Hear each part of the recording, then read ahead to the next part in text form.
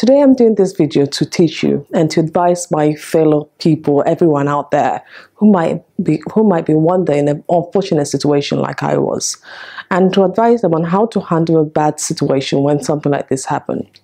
I still remember when mine happened. I was in Addis Ababa that day, and I woke up then that morning and I saw myself blasted online. I will never forget that day. I was bitter. I was hurt. I felt sad.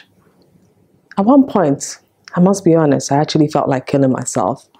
Luckily, I had good parents, good family, good friends around me to comfort me. People did this to me not knowing I have sickle cell anemia and how this will affect my illness. That was awful. It was so hurtful, and I can't imagine that anyone could do such a thing to somebody. Because of what?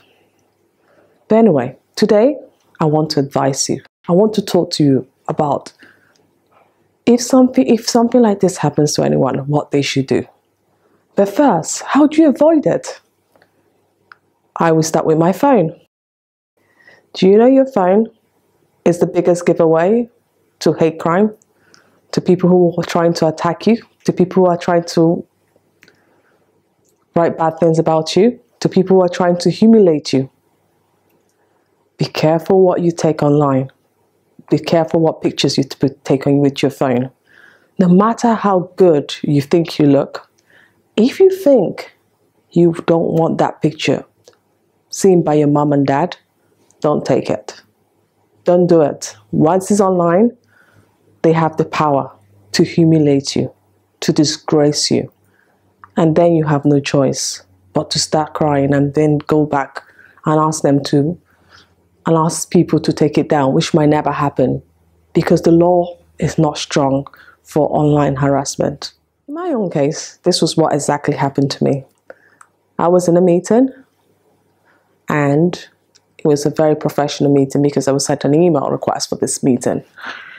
And I got there, not even realizing that this meeting was already pre-planned in a setup mode for the person to be recording me. I wasn't aware of things like this. I wasn't aware of checking my environment. Neither was I aware that you should actually check why someone's laptop there. What is it doing? Is it being used to film you? And if you're in a location where you feel very uncomfortable, ask questions. Just don't accept it. Ask, why are we in this specific location? But my advice to everyone is just to go to a mutual location where both of you both agreed on, not somewhere pre-set up. I was pre-set up. They chose the location for me. And I went ahead because I was naive. I was dumb. I didn't know anything about online shaming. I didn't know people like these exist. But today's world, they do exist. And it's only going to get worse. So my advice to everyone who is trying to avoid public humiliation like that, like the one I suffered, is to be careful who you meet. Be careful what location you choose to meet someone at. Did they decide the venue? Were you aware? Were there laptops around? Ask questions. And don't be a fool to it. Because when it happens, it can ruin your life forever. And it was not something you could easily recover from. A lot of people we keep these days, we think are our friends, are not really our friends. They are sent by people to destroy our lives, to make our life miserable, to make our life as painful as it can be, to make us nothing. But you don't stop there. As long as you know who your friends are and you could trust people around you, then you should feel free. But if not, think before you act. Think before you do anything. Because when you make a silly mistake, it could ruin your life for the rest of your life. It could destroy you. So many people are out there sent on behalf of different agents to get information from you. Because you had a bad boyfriend, he's looking for information from you. Because of the way you broke up with him, or the way you broke up with your girlfriend. It could be either ways. It could be a husband. They're all looking out there to get information from you that could be used. So be careful when you're around people you don't really know.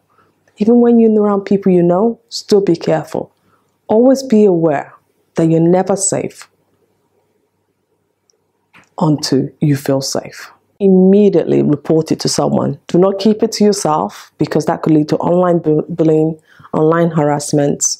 It could lead to people calling you names that you don't deserve to be called. So I would suggest to everyone who's seen anything bad video about them online to speak up immediately. Call someone, call an adult, tell somebody about it. And most importantly, report it to the police. My mistake I made, because I was so scared. I've never seen anything like this in my life. I didn't know that I needed to go straight to the police, report something like this.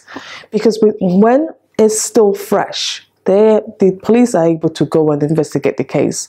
But when you go much later, there's not much they could do about it.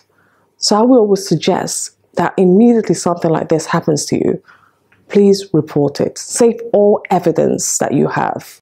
I hope my advice will help you guys to solve whatever issue you're dealing with, which involves online scandal. It might not be much, but if I had something like this when this happened to me, I'd probably be in a better shape. I probably would have solved the issue faster. But you know what? I've realized I didn't. Because I didn't, which it helped me make room for you guys out there to tell you that there is help. And if there's anything, just call and speak to somebody. Thank you. Don't forget to subscribe to my YouTube channel, anwelsh.com, where you find updates on all the latest information about online scandal, internet scam, and fraud. Thank you.